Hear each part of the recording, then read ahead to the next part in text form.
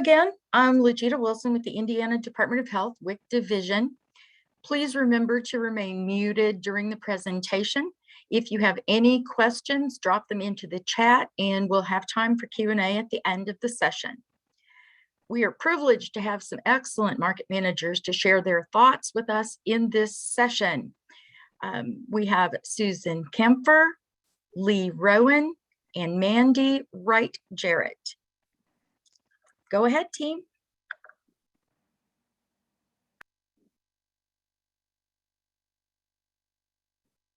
You're muted. Susan, did you want to start? I sure can. Thank you. So I guess our topic is talking about how to secure vendors and then also building those relationships. At our market, when I got involved about 18 years ago, we had a market of about 3 vendors. And of course, our goal was to make it much, much bigger. So a lot of what we just needed to do was find more vendors and just expand attendance at the market in general, because our customer count was pretty low too.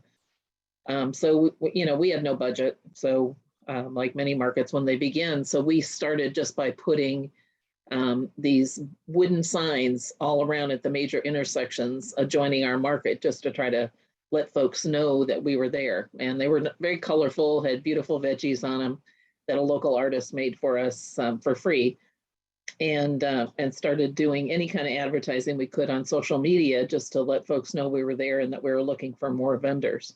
So that's a lot of where we started.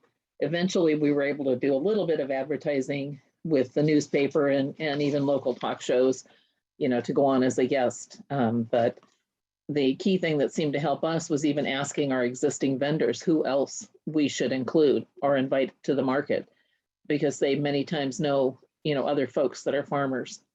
I think a biggie for us that helped just generate activity at the market was adding music and just having more energy happening at the market. We're in a downtown location, so we had people naturally there going for breakfast or doing shopping on a Saturday morning. So that seemed to also help quite a bit. And then we sometimes even offered a free visit for different folks who might want to try the market to see if we were a good place for them and a good fit. So we did that from time to time. And then as we got going later on, I actually ran an ad that had Meet Me at the Market, which focused on all of the vendors that were a part of our market, so people could see what kind of product was there, as well as whether or not they might want to join as a vendor. So I think from the vendor standpoint, that probably capsulized a lot of what we did. I do have a question. Could you identify your market again? Oh, sure. New Albany, Indiana. We're in southern Indiana, right across the river from Louisville. And it's the downtown New Albany Farmers Market. Thank you, Susan. We move over to Leigh.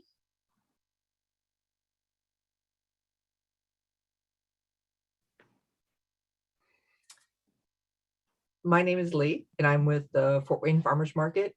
I started it back in the fall of 2012 when I realized that there was a lack of year-round market. So I started with an indoor market. I've since learned, I guess, that's the wrong time to start a market because it's really difficult. But I was very tenacious in finding a location, working with the vendors that I had met. I was a small business vending at farmers markets, and the customers wanted the prolonged access, the vendors wanted prolonged income stability, and just the growth. If you're raising chickens for eggs or producing meat, the chickens don't necessarily stop laying, as far as production, when the markets stop in September. So it was hard on a lot of farmers to start and stop their production and maintain quality and flow. So having a year-round market, I think, actually works and speaks to that. We work as a small business incubator more than running a farmer's market. We work with them to learn about classes that are in the area for either business, for marketing, for social media. We work with them to help them find grants. When we're notified, we pass that along. We've become a resource in the community for events. So like if somebody's looking for a specific type of vendor, we help them connect with our vendors. I just was approached by a small community where they want us to help them, with the application on our website. They're not even in Fort Wayne technically. And, they're talking about, linking up with us to have the visibility. They're a small town and, we get thousands and thousands of hits to our website.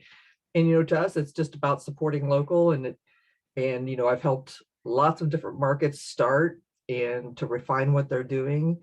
And I just think it's important to support small businesses and small communities, however that is in your role.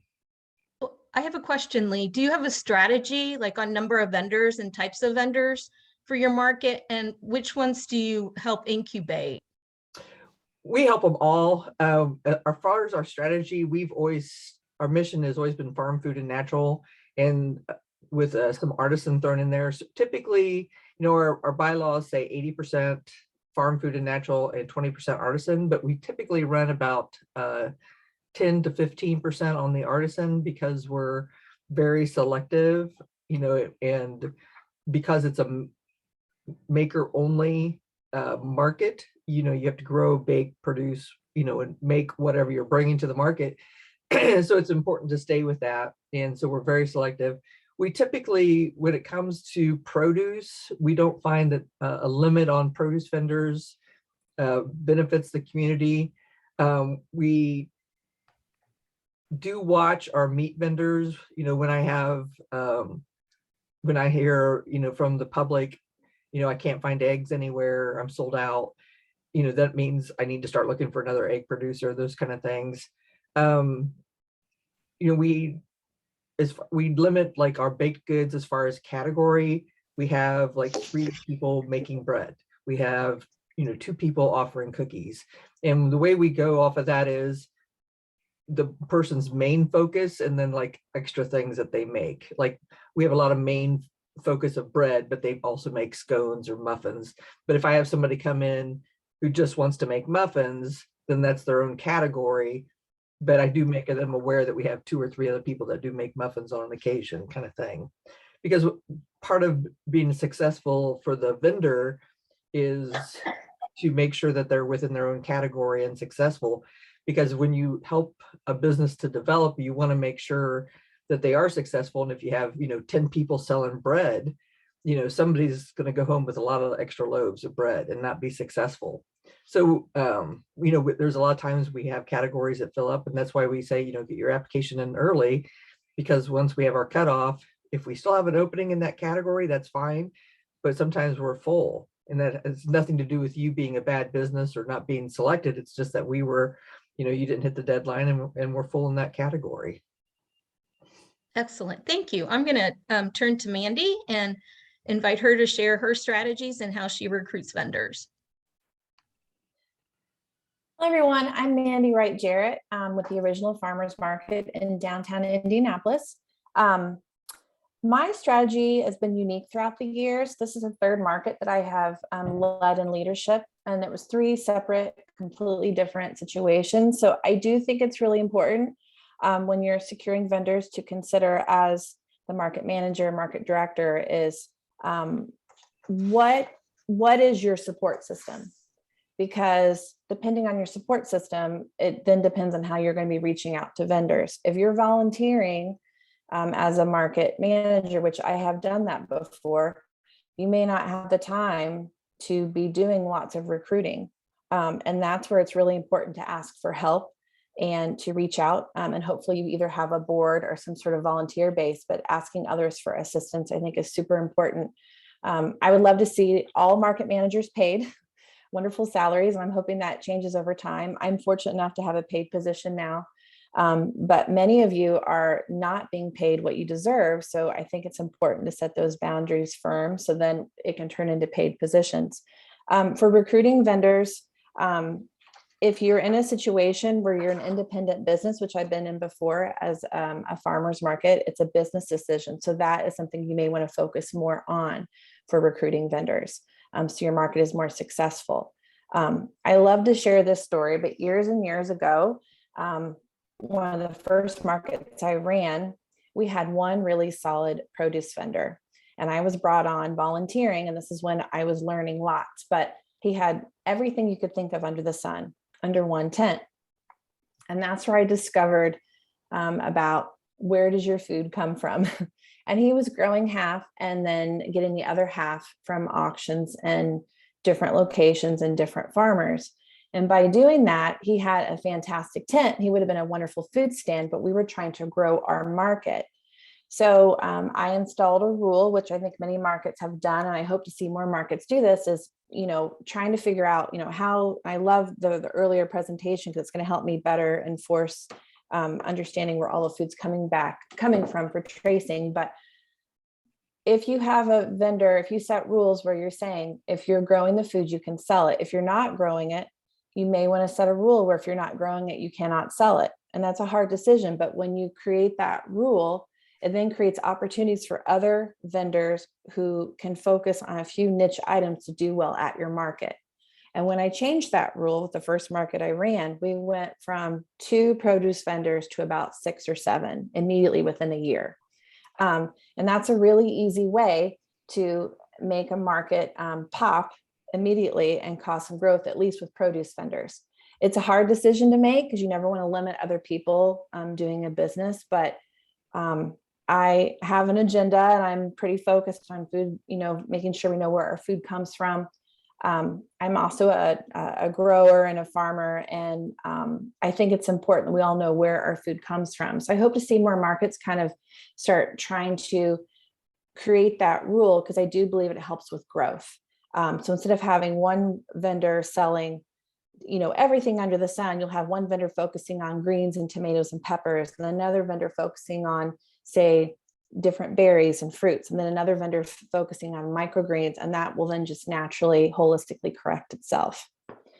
A third scenario for a market manager or a director is if you're a paid position.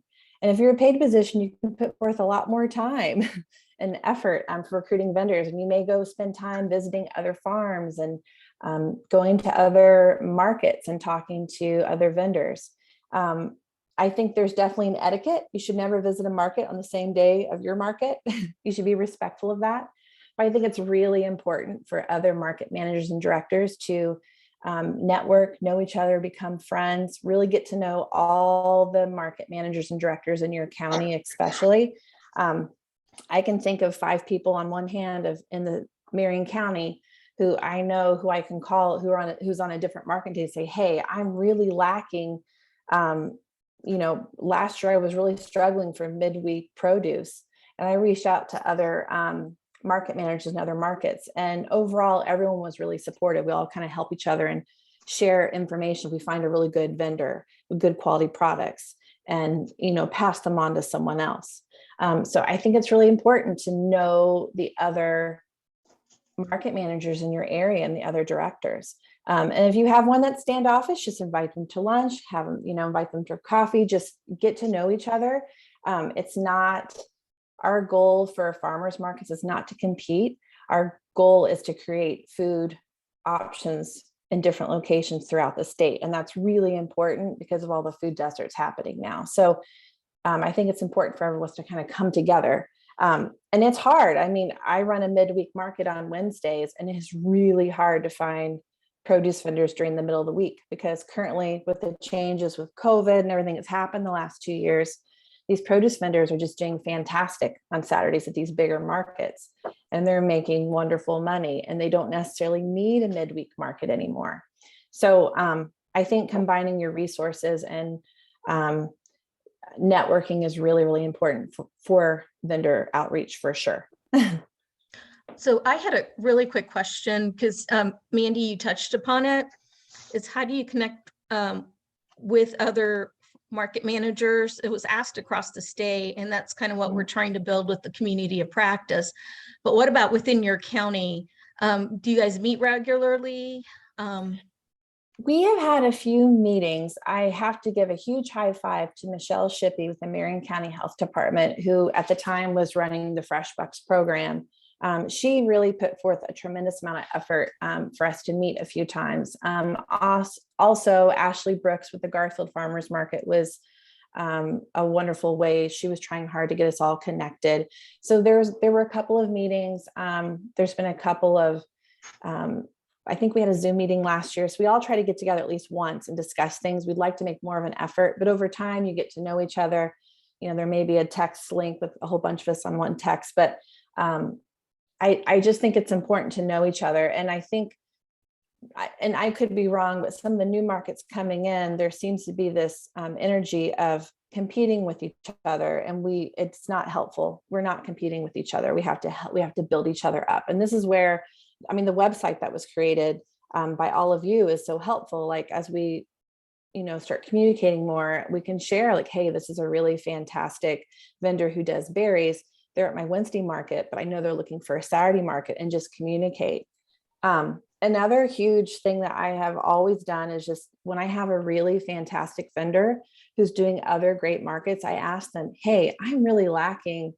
I'm lacking a coffee vendor right now. Who do you know at other markets who you see has a great product?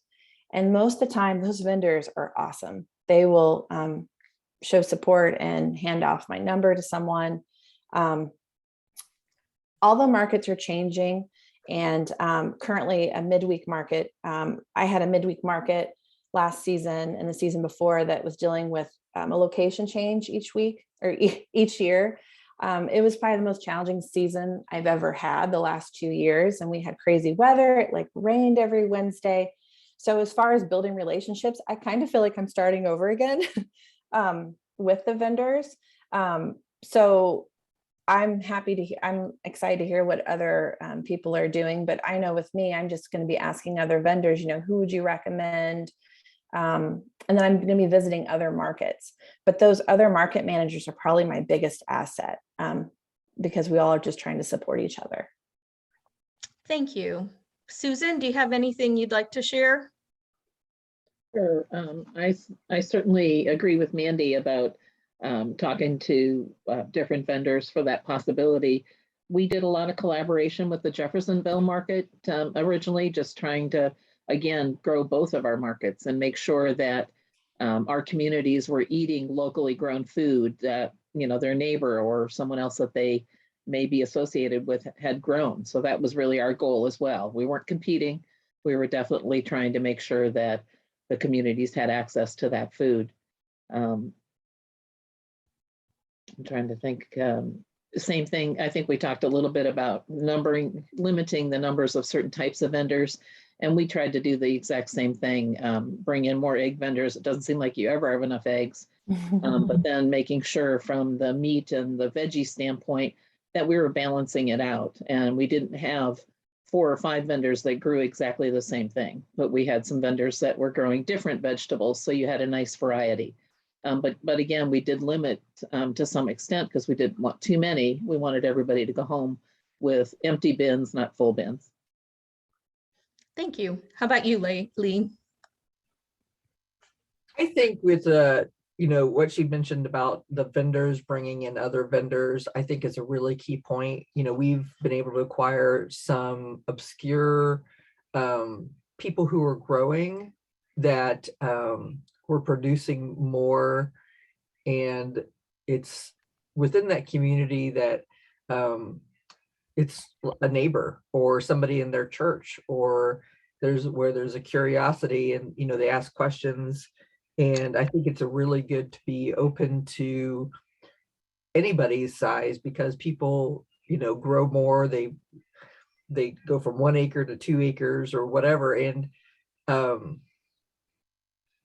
not to limit, everybody would like to have the big farmer because it's so much easier and they're already producing a lot, but it's working with the small upstarts. And when I first started the market, part of my campaign was you don't have to have a John Deere tractor to sell produce at farmers market.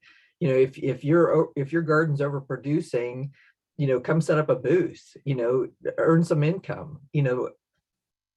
off your garden, off your hobby.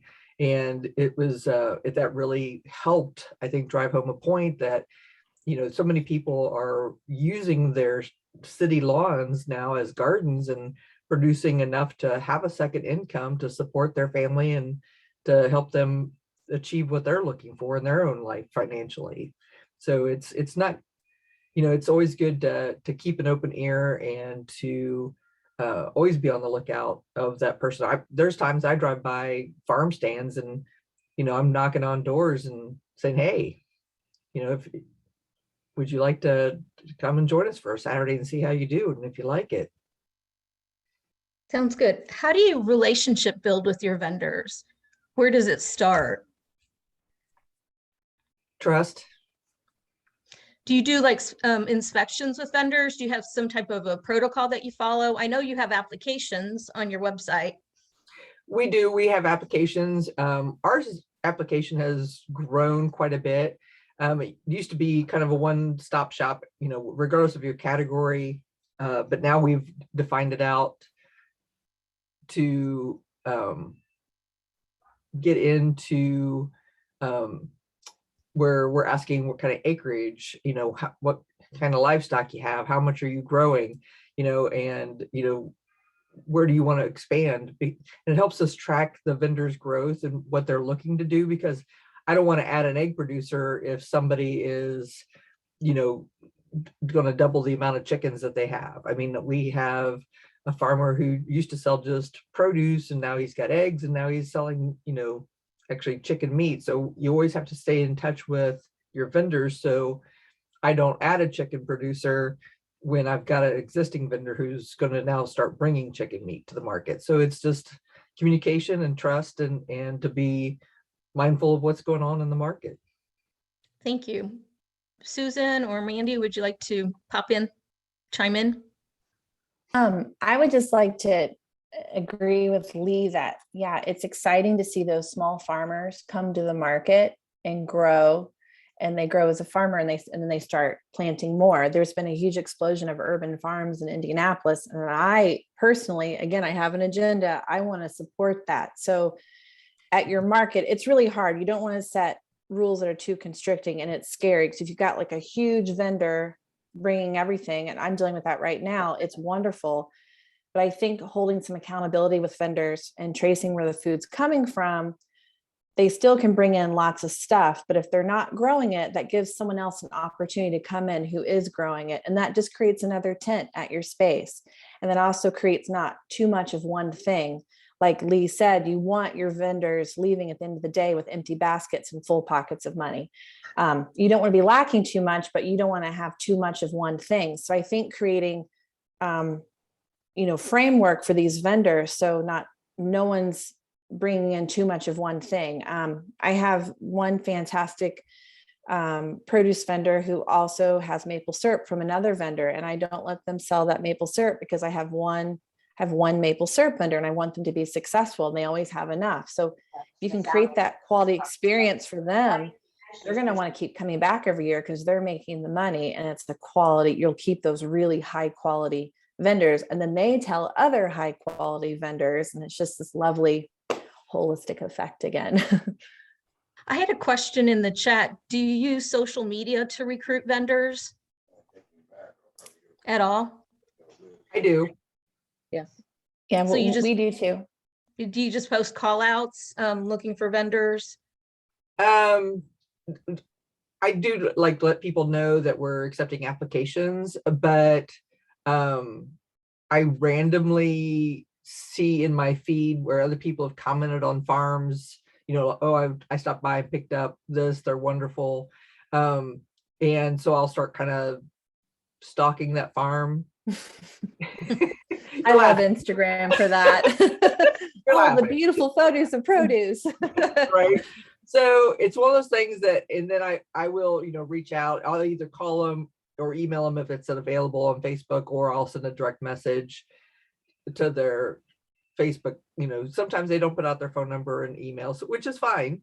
But I do try to talk to them about growth. And the biggest thing when I'm recruiting vendors is when I find out they're doing a Saturday market is I say, okay, if you're looking at expanding and doing 2 Saturday markets, please look at our market. I don't want you, my goal is not for you to leave the other market. It's to be part of your growth and to do the second market. And that's always been my intention, is not to steal vendors and cannibalize other small markets, because small communities and smaller markets are vital to those communities. It's more of, if you're growing and you're looking at doing a second setup, look at our market. So I had a question about recruiting your vendors and fees. The question I asked about municipal fees, but also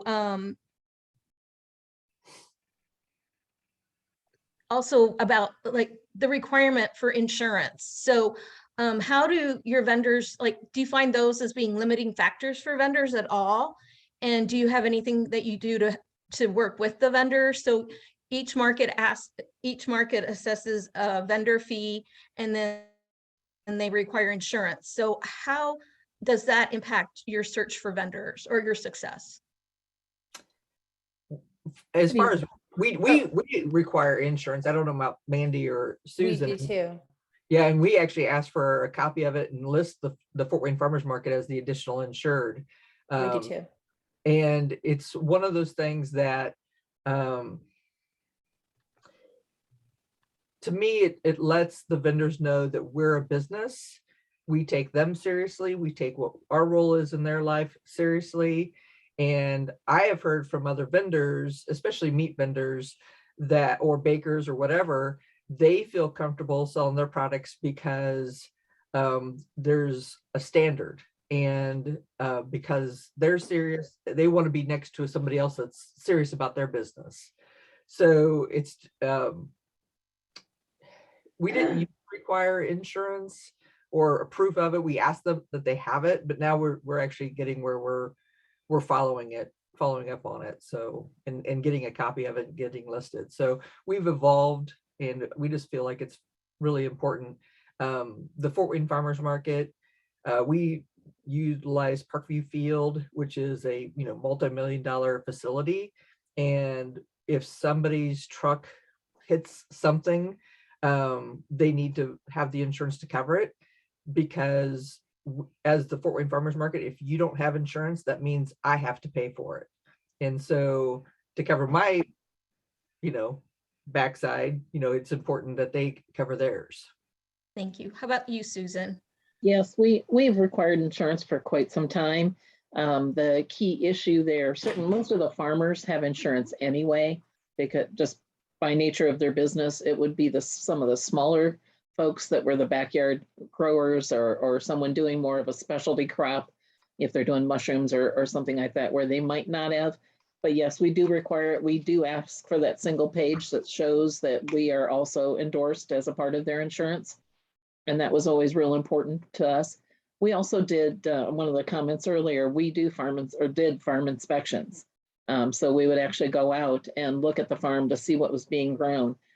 We did allow a little bit of, you could bring in product from another family member or a next door neighbor, and it was a 75-25 type of situation where you had to grow, and we needed to see the plants when we did that inspection of the product that you had on the table, because we took pictures many times of what was on the table different weeks, and would reference that during our visit. But we're really looking for, you're growing 75%, your next door neighbor who's, 80 and doesn't want to come in with the 3 buckets of pears that they have, you're allowed to sell that, but you can't bring mass product from anywhere else. And anyone that we did have a couple of situations where folks were going to the produce market and purchasing and bringing it, and those got shut down very quickly. And those folks were not invited back or not allowed to come back, because it just ruined the integrity of the market. Our goal was, you were a local producer and you were the person that grew it, so everybody knew where it came from. Yeah, I agree with the inspections and going out to the farm. I wouldn't say inspections, but just, familiarity. And I think they respect that when you come out to their farm. Yeah. Again, we had to release, and the tomatoes on his table were like this big, but you go out there and the tomatoes are full size at this big, and watermelon would be this big, but the ones in his field was this big. So it's one of those things that when you start asking questions, you have a realization that he's purchasing at the auctions because his fields aren't producing. And that's nothing against them. It's just that for that summer, we didn't want that product at the market. Well, and remember back to when we had the issues with the melons. I mean, Yeah, exactly. You needed to know where they came from. I mean, if you didn't know, it was, important. But yeah, we had a vendor that we went out to visit who showed up with all kinds of tomatoes, and we got out to their property and they had 12 plants. And it's like, I don't think so. We're definitely struggling with that in Marion County. We have a couple of big producers, and they definitely are getting stuff other places, and it's been challenging. And I'm excited by the earlier workshop just discussing tracing food better, because my position doesn't allow in time for me to do a farm check. So I've thought about working with Slow Food Indy and having some way to hold more accountability. So I may call you guys later for more ideas, because we're limited with farm checking. I had a market before years ago where I visited every farm, but they were right in the same county that I was in, and it was more accessible. But I agree with you. I think those farm checks make it, and also too, you can take photographs and put that on Instagram and Facebook. You're not just doing a farm check, but you're also learning about their products. So you can better promote them. And make it a positive experience, not just making sure that they're following all the rules. Well, and that was also an easy way to stock, as Leigh was doing with some of her folks. You can, as you're driving down the road, you see some of the other farms that you may not have access to. Maybe they're going to a market in a different part of the state, so you get a chance to find some other folks too. And it's just fun to get to go to a bunch of different farms. That's true. I have some questions, so let me, we still have plenty of time, but let me throw some questions out there. And then I want to circle back around to non-farmer vendors. So are your farmers markets set up as a 501c3? Or how do you raise money for your programs and activities as a farmers market? We are a for-profit business within the state. Although we operate as a nonprofit, as far as we always have like a zero balance at the end of the year, but we are a nonprofit. I mean, we are not for profit. Yeah, we are. Mandy. Okay, Mandy. I run a farmers market for an organization that is a nonprofit. So the original farmers market falls under the Indianapolis City Market. So we are technically a 501c. So we have fundraising. We've applied for grants in the past. And I mean, it pulls from different locations. It all just kind of depends what my boss says we can do that year, honestly. Susan, do you have anything to? Sure. Our market is run under our Main Street organization for New Albany in conjunction with the city on city property. So we get the support that way from the city, but the Main Street organization holds the 501c3. Okay, so yeah, so everyone's pretty, except for Fort Wayne, that's a for business. There were a lot of questions about insurance, and we do have a session coming up tomorrow specifically with Campbell Risk Management on insurance, but I don't know, is there anything you want to share? I think there's a question about so besides the farmers, vendors are required to have insurance. And have you found that easy for the vendors to secure insurance? Mandy? I've noticed it's really hard for artists. So you may have a small percentage of crafters or artists who are attending your market, depending on what percentage you have of food and other things. And one season with a market, and it didn't come to total fruition, but it's a great idea, and I'll share it so people can copy it and use it. There was an arts organization when I was running the Fort Bend market, and we never quite got it organized. We did it one year a few times, but if you can bring on an art organization, like a nonprofit, some sort of, arts program, have them come in and then have those additional artists or crafters set up underneath their umbrella, that then creates insurance for them. It may even create volunteers to promote that arts organization as well. But sometimes it's hard for an up and coming artist to pay for insurance. I mean, it's really hard. So I think finding ways to create umbrellas for other people to set up under other people's umbrellas is a great way to create that insurance. You have to have insurance. So last season I had a market where it rained, and we had maybe 3 markets where the winds kicked up, we got hit by storms, and we had tents everywhere, and it was very dangerous. So everyone has to have insurance no matter who they are. Agreed. That sounds good. I think there was a question about vendors. So we have farmers at the farmers market, but you can also have different type vendors, artisans, home-based vendors. How do you go about selecting those for your market? Wouldn't you ladies agree that there's like an equation that you all follow? I do. I mean, I try not to have like 6 people selling jewelry, those, just the basic things, uniqueness of product. We have a crew of people, and I'll ask them, do they like this item, pros, cons, those kind of things, just trying to get an evaluation, how people feel on, and I think it's just important to the creativity, but then again, you want some things that are various price points for the customer. So you don't want to be so ritzy or too exclusive. You want some basics as well. Excellent. How about Susan? Yeah, similar. I mean, the challenge with the year we probably had the biggest challenge with that was the year that we had grown to the point where we had 85, 86 vendors. And besides the fact that we just had lots of everything, so you definitely notice that people, maybe did not sell as much. And we did have the jewelry vendors, and we did have, lots of different things.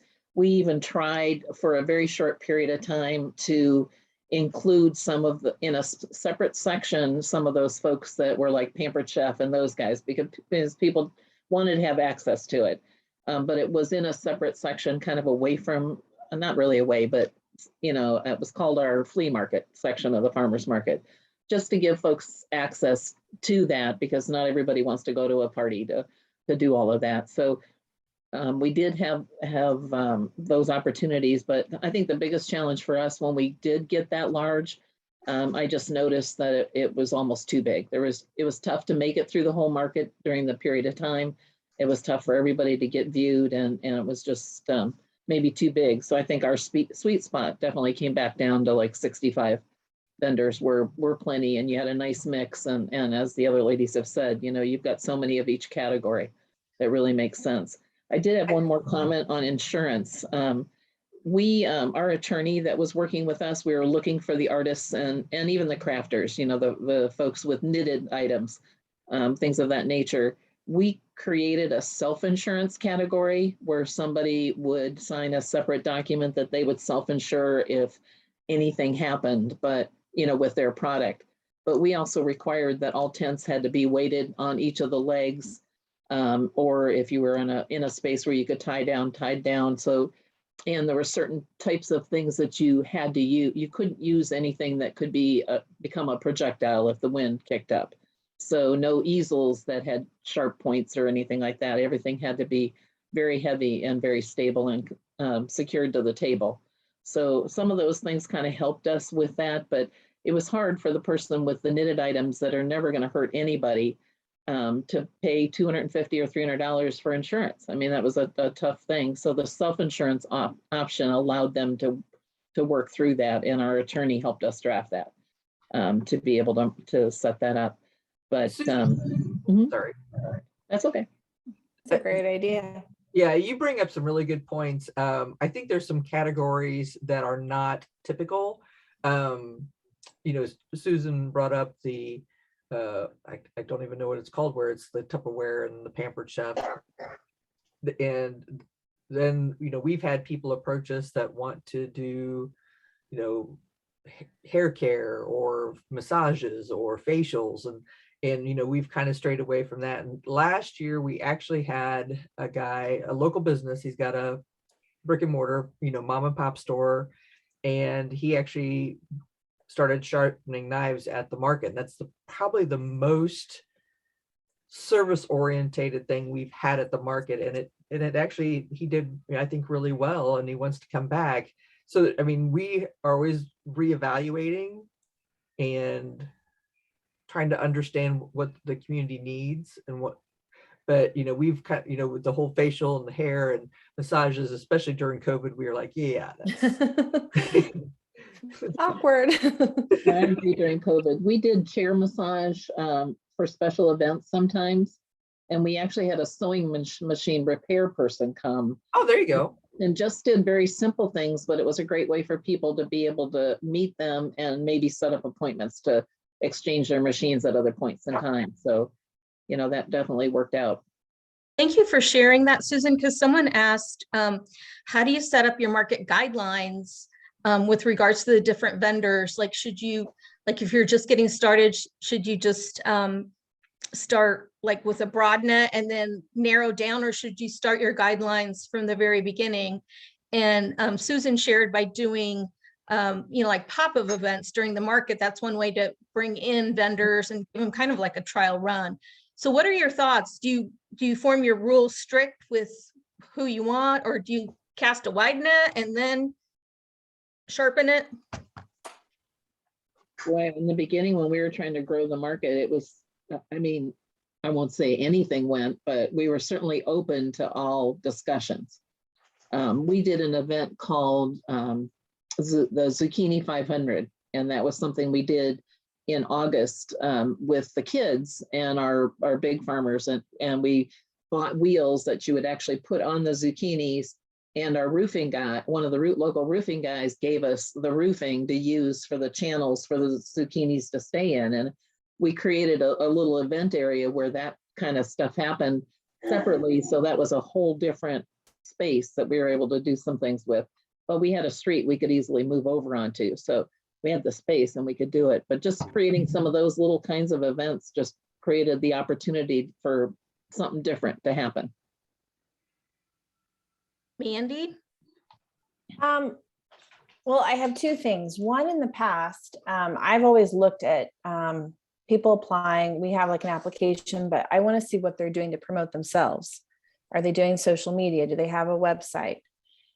But as I've moved further along, as I learned more, and I've made plenty of mistakes running markets throughout the years and learning from them, is that sometimes that then limits the accessibility for people who want to be at the market, who may not have those opportunities, who may not have opportunities for having a website or setting up even social media because they may not have Wi-Fi. So I think it's important you can think up these dreaming vendors and seek them out, but I also think it's important to create opportunities for people who may not have all of those tools or the privilege to be at the market.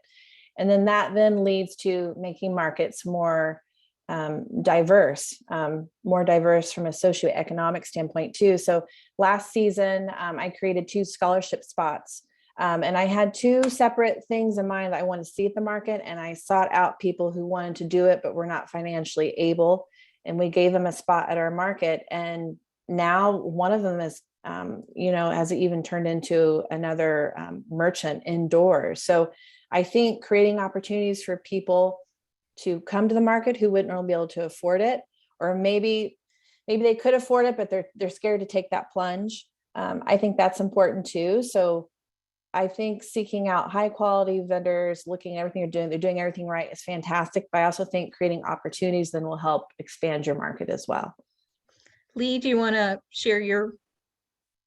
Yeah, I actually, I've heard from vendors that they don't do any type of event that's less than X amount of dollars per Saturday. And because they feel like there's no value, I've heard from people who, they pay $100 for, a 30-week season, and they it's scary for them to join a bigger market where the fees are more. But we also try to drive home the point of the support that they receive at the larger market as well. So I see both sides, because a vendor that's in business, they're not going to do, a specific, event in a small town. It's $20 and they have a minimum where, if they don't charge $40 and they don't market, if they look at past things, they look at how did the market, how did they promote themselves? How does the market support the vendors, and so there's kind of a give and take. I think, not only is the market, trying to get these vendors to come on, but these vendors are asking questions. What is the benefits of being at your market? So, but as through the years, I agree that, we had kind of an open rule where, if you applied and you hit a category, then, you were accepted. But then we also now started to evaluate, okay, so last year we had a whole spreadsheet set up. And if you have a Facebook post, but the last time you made a post was in 2017, then technically you really don't have Facebook, so because you're not utilizing it. So it really helped us hone in on our top social media, but then we had to, like Mandy said, there are vendors who don't have social media. They don't have the means, or they don't have an interest in doing social media, but you had to, then quantify them as a component to a very open market as far as, a diverse product, and they would contribute because of the diversity of their product. Okay. We did have a question. How do you handle, or what's your strategy of for hosting at your farmers market nonprofit booths, or even having political groups host a booth? Do your markets do any of that? And how do you handle it, Mandy? So currently, last season, I was still running the Fort Bend Farmers Market, and I stepped away from that market. But I did that market for 4 years maybe. And I had a really strict rule that we stayed team neutral, because I wanted the marketplace to be a space where people can come. And the goal of the market is to create food accessibility. If anyone was doing fundraising or doing things for charities, that's fantastic. But if there's any hint of politics or religion, anything, I ask everyone to remain team neutral, so then everyone would feel welcome and everyone would feel safe at the market. That's the biggest thing. Not only should patrons feel safe, but merchants should feel safe as well. So I think keeping it neutral, for me, that's been something I've always pushed. At the original farmers market downtown, technically, we don't have control of the sidewalks. We may have people doing political things on our sidewalks, but on the main drag where we have the permit for the street, it's team neutral. We don't allow people handing out pamphlets. We don't allow any of that. But people are allowed to set up around us. We can't control that. That's on the city. At the Fort Bend Farmers Market, same thing. I had control of that location. But across the street, I told people, you are welcome. We had a gentleman promoting, I think he was running for city county or something. Said, you're welcome to set up across the street, but you cannot come onto the premises, because we remained team neutral for things like that. Thank you. I appreciate that. Susan, do you have any thoughts or comments about that? Well, we had to watch, we're at an intersection, and we had to watch the other corners, because we definitely had a religious group that set up frequently across the street. We had the politicians during voting seasons that, we had to kind of keep an eye on. But we, for a short period of time, we did offer one space that could be signed up for, where people could do that kind of soliciting, but they had to do it from behind the table. They weren't allowed to walk through the market. They weren't allowed to approach people. They had to stay behind their table and let people approach them if they wanted to have a conversation. But we really did it very, very limited. And just as Mandy had said, we had to watch the other parts of, not the space that we occupied, but the adjoining spaces, because it did create conflict for some folks to walk through it. So on the same topic, we had someone share that they allow their local humane society, like when they're having a fundraising, like they want to promote adoption or fundraising. Do any of you reach out to those types of organizations that would be more politically or religiously neutral. How about you, Leigh? Yeah, we actually, we have one booth designated to local nonprofits that are, community orientated and support, neutral type subjects. It's always amazed me because we'd be walking through the market and all of a sudden a table would have appeared and they're either selling something or they're, handing out political brochures. And we were just like, where did you come from? People just would randomly show up and throw up a table and we were always, having to watch, because we're in a large park. So we always had to watch, who was actually there. But we do try to work with as many neutral nonprofits as possible. And we kind of draw the line if you're selling something, then you're charged a booth fee, even if you are a nonprofit. If you're selling something, then you're there to make money and you become a vendor at that point. Yeah. So organizations do like Big Sister, the Big Brothers, Big Sisters, your service organizations like the Lions Club, the Kiwanis. We had someone in the chat also point out that a lot of times WIC will set up at the market and hand out the checks for WIC and senior on the day of the market. And that seems to be a good strategy. So do you host them every market, or do you just have a special day like once a month? How do you all handle the more, Mandy? Well, I just wanted to comment on the WIC thing. I think it's super important to host WIC, obviously for food for food accessibility, but I think it's important to let those organizations build upon each other. So when last season at the original farmers market, when WIC would come out, we'd set their tent right next to our farmers market tent where we were doing our fresh bucks, because they have a lot of the same audiences. And I just think it's super important that on those days you have all those organizations grouped together so they can, again, just build each other up. And so everyone, because a lot of people aren't aware of the different things, opportunities that they have. So we try to group them together. Yeah, so that makes sense. FreshBooks is your doubling program for WIC and senior and SNAP. So having them together makes a lot of sense. We do have a question about sponsorship for special programming. How do you secure the dollars for that? Do you fundraise for it, or do you allocate? Leigh?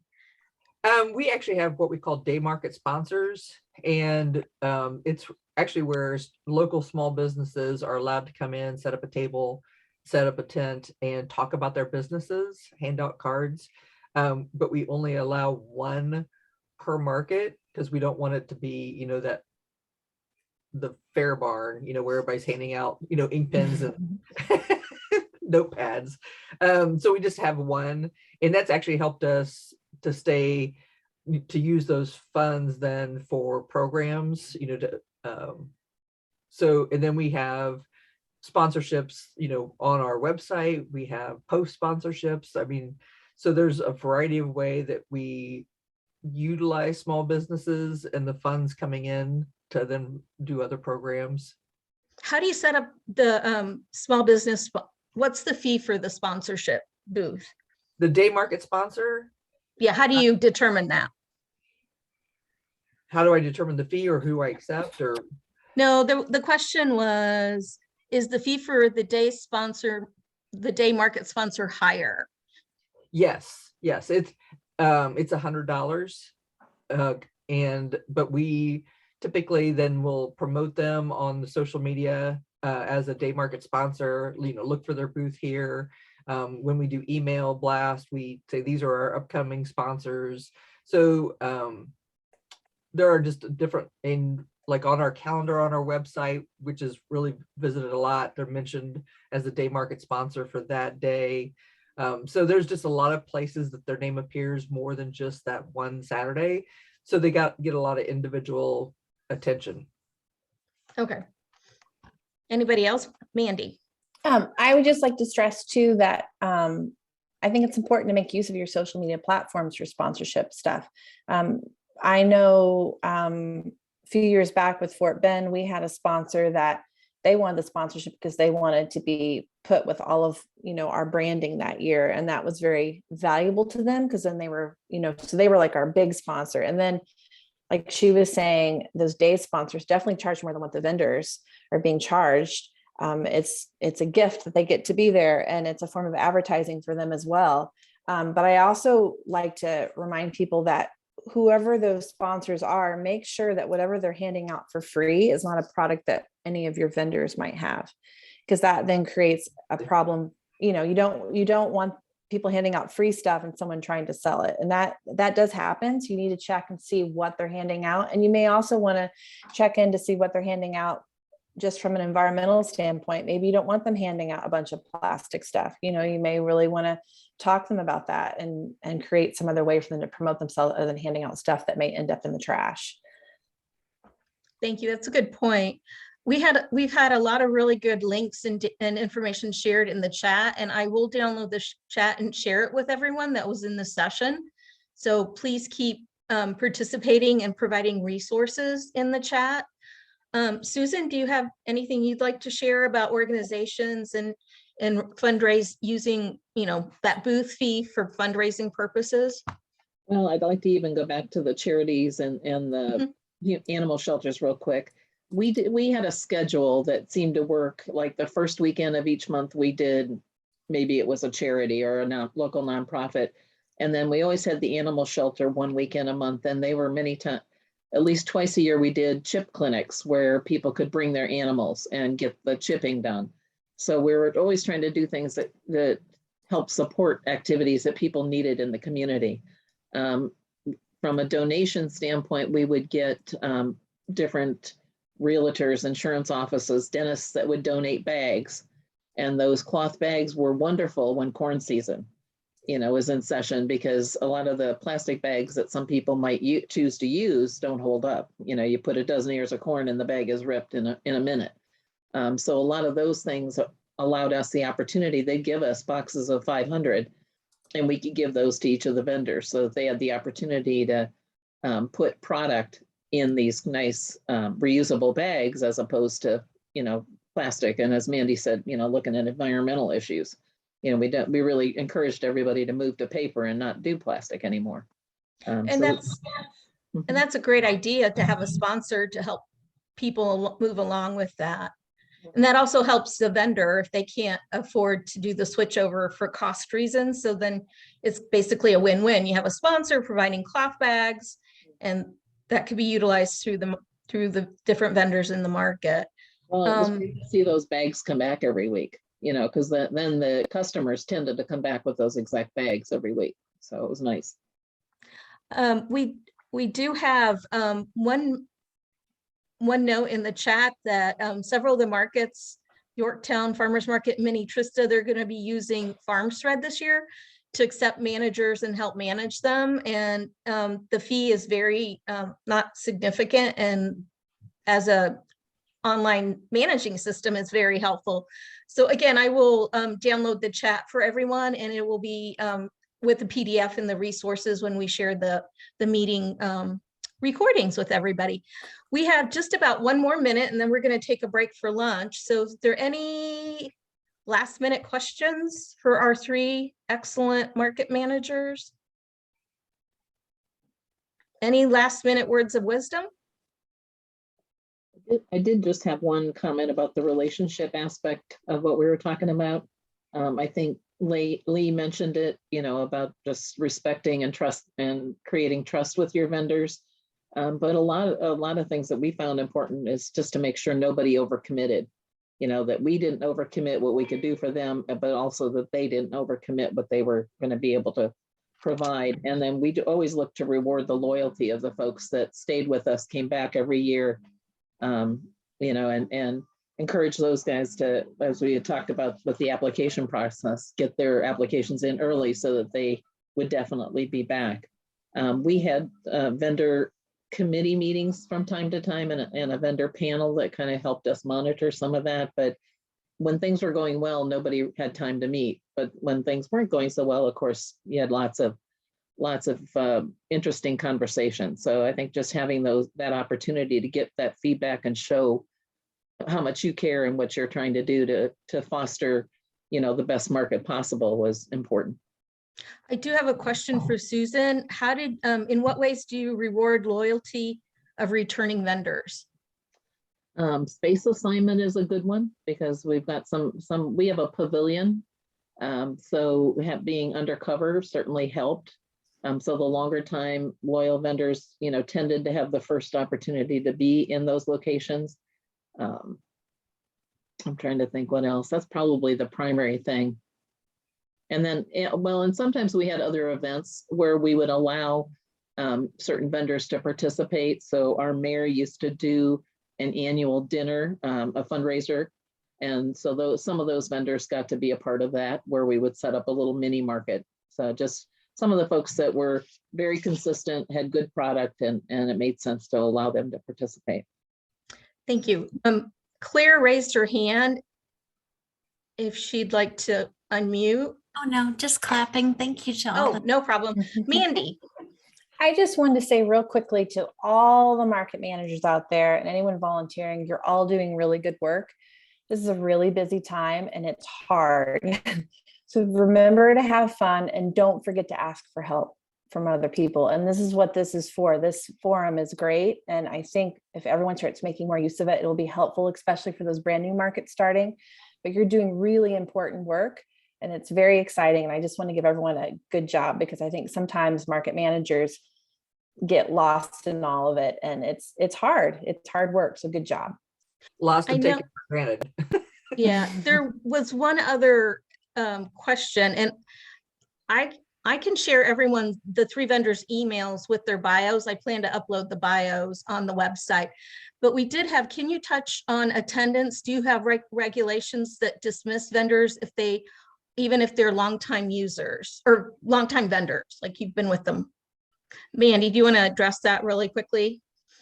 Yeah, it's super hard, especially if you've had someone attending for a long time. But we have a rule. It's terrible. I can't completely remember it, but it's kind of like 3 strikes, you're out. I mean, life happens, especially the last 2 years with COVID and things happening. It's a really strange time.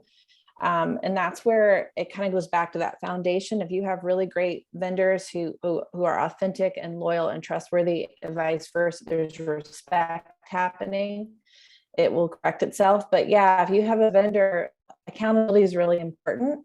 1 year for Fort Bend Farmers Market, I was running it during COVID. I didn't charge them a vendor fee, but I did charge a deposit fee. And if they attended the whole season, they got their deposit back.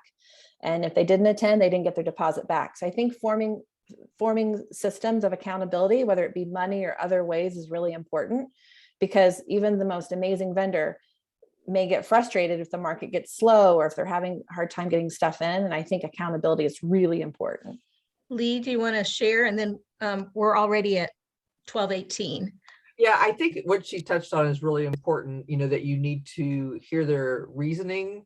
But I also think that if it's so easy for them to call off not being at the market, I want to evaluate why they're, because if they're making good money, they don't want to miss.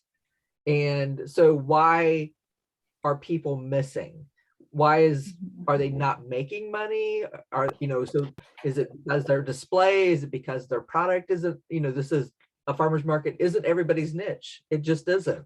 So it helps me evaluate the farmer's market when I look at the overall attendance for one vendor or a group of vendors. But it also helps me find if I need to help them do better so they do make more money. If their product is all laid flat on the table, and it's not interesting to the consumer, then if